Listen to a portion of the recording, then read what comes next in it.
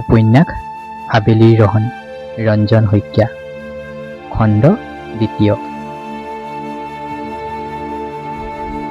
আজি সোমবাৰৰ দিনটোত তাই ব্ৰত ৰাখে। মাকেও কথাষাৰ ভাল পায়।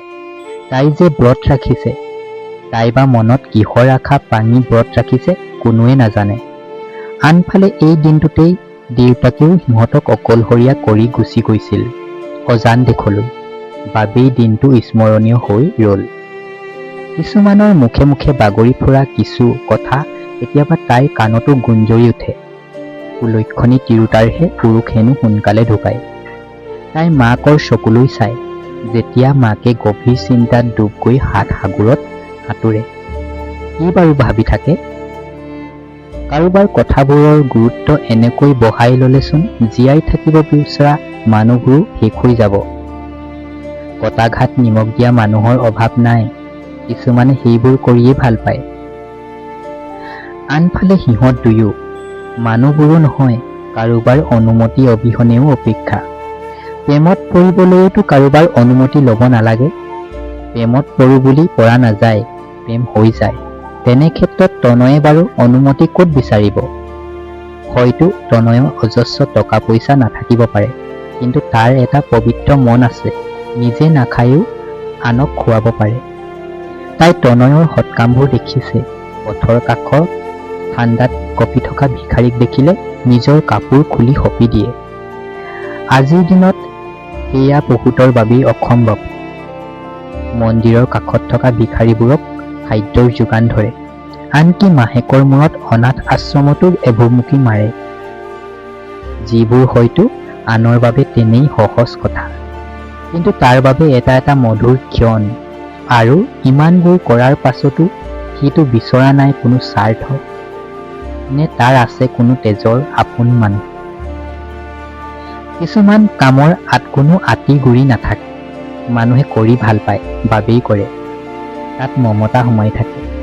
কাৰোবাৰ নোপোৱা সুখবোৰ, কাৰোবাৰ নোপোৱা মৰমবোৰ ভাল লাগে, ঠিক সেইবাবেই কৰে, মনৰ শান্তিৰ বাবে। ঠিক তেনেকৈয়ে কিছুমান কামৰ খুটি নাতিও বিচাৰি থাকিব নালাগে, তাৰ আঁৰত থকা কাৰণবোৰোতো বিচাৰিব পাৰি। কেতিয়াবা বহুতৰো ভুল হয়, ভুলটো মানুহৰেই হয়।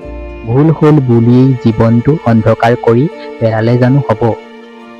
পাৰিলে জীয়াই থকাৰ ৰংবোৰহে সলাই ল'ব লাগে।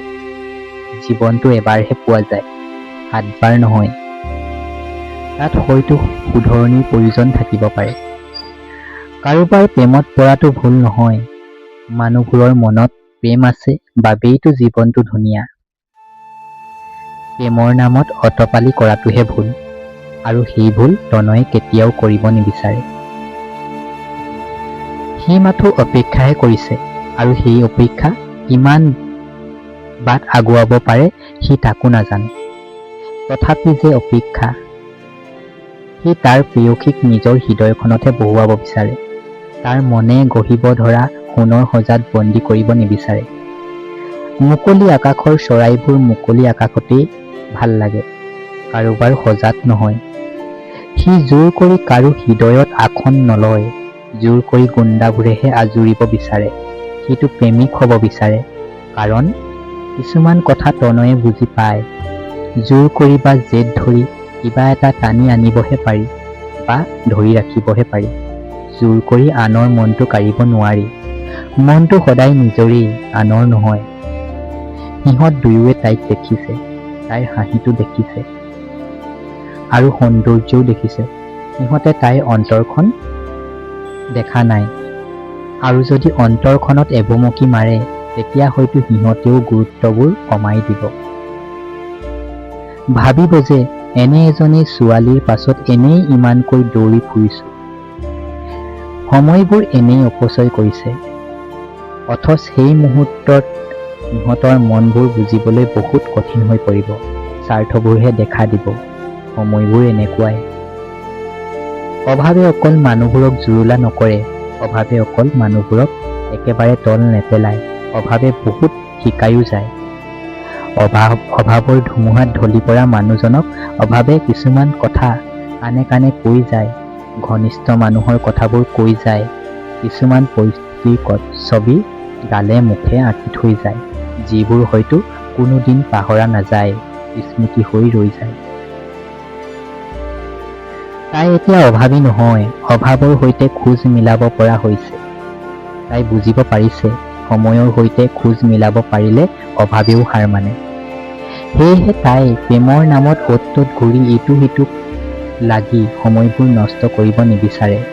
তাইৰ দায়িত্ব আছে, এটা গধুৰ বোজা মূৰত লৈ ফুৰিছে আৰু তাইও মাকৰ একমাত্ৰ ভৰসা।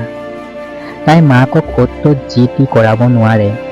যেতিয়া দেউতাকে অকলশৰীয়া কৰি গৈছিল তেতিয়া যেন গোটেই আকাশখন মূৰত লৈ মাকেই সাৱটি লৈছিল আৰু তেতিয়া মাকে তাইক সাৱটি জীয়াই থকাৰ প্ৰেৰণা পাইছিল।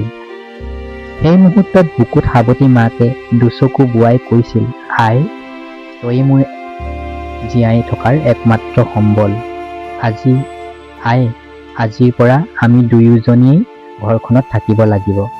ঘৰখন উকা হৈ পৰিল। হয়তো সেই সময়ত যদিও তাই সৰু আছিল, বয়সো কিজানি 7-8 বছৰমান হৈছিল, তথাপি তাই বুজি পাইছিল দেউতা যে নাই, ঘৰখনত ভাত এমুঠি খাবলৈও ভাবিব লাগিব। তাইৰো নজনাকৈ দুচকু বৈ গৈছিল। দেউতাৰ হাতৰ মিঠাইবোৰ তাইৰ বাবে নোহোৱা হৈছিল। তাই বুকুখনত শোকে খুন্দা মাৰি ধৰিছিল। হয়তো সেই দুখৰ মুহূৰ্তবোৰ নোপোৱাজনে বুজিব নোৱাৰিব। বিহুৰ সময়ত পিন্ধিবলৈ পোৱা কাপোৰবোৰো হেৰাই যোৱাৰ উমান পাইছিল। লগতে তাইৰ লগত অকণমান সময় হাঁহি ধেমালি কৰা মানুহজনো হঠাৎ নোহোৱা হৈছিল। এতিয়াৰ পৰা তাইৰ সৈতে কোনে ধেমালি কৰিব? তাই বুজিব পাৰিছিল। তাইৰ চকুপানী মূল্য বুজা এজন কমি গৈছিল। ঘৰখনত যেন আন্ধাৰ নামি আহিছিল। তাইৰো বুকুখন বৰকৈ বিষ হৈছিল। দেউতা? চকুলো বাৰে বাৰে বৈ গৈছিল। হঠাৎ যেন উজলি পোহৰত থকা মমবাতিডালি নুমাই কোঠাটিলৈ অন্ধকাৰ নামি আহিছিল। বুকুত কোনোৱে নুবুজা ভয়ৰ এক শিহৰণ উঠিছিল। তাই সেইবোৰ সময় পাৰ কৰি অহা ছোৱালী। ভাতমুঠিৰ বাবে কিবা এটা কৰিব লওঁতেও মাকৰ হাতত কাৰোবাৰ হাতৰ স্পৰ্শ পৰাৰ লক্ষণ। আচলতে সেইবোৰ মানুহৰ বাবেই ভালেই। অভাৱীবোৰহে বেয়া, অভাৱত জুৰুলাবোৰহে দুখী। সময় চাই সুবিধা লোৱা মানুহৰ হিচাপ নাই। আচলতে সেইবোৰ জন্তুহে, ৰূপটোহে মানুহৰ। আচৰণবোৰ কোনো গুণেই জন্তুতকৈ কম নহয়। দেউতাক নোহোৱা 3 দিনৰ দিনাও মাক ঘৰখনৰ পৰা ওলাই যাবলৈ বাধ্য হৈছিল। ওলাই গৈছিল ঘৰখনৰ প্ৰয়োজনীয় বস্তুবোৰৰ বাবেই। আৰু এতিয়া তাই ঘৰখনৰ বাবেই ওলাই যায়। ঘৰখনৰ প্ৰয়োজনবোৰৰ বাবেই। কাৰোবাৰ লগত মিঠা মিঠা কথা পাতি প্ৰেমত পৰিবলৈ নহয়। প্ৰণয় আৰু বেদান্তৰ লগত প্ৰেম কৰিবলৈ নহয়। এতিয়া তাই বহুতৰ সৈতে চিনাকি, বহুতৰ সৈতে যোগাযোগো আছে, কিন্তু প্ৰেমৰ নহয়। সেয়া যেন এক গধুৰ দায়িত্বৰহে। ধন্যবাদ।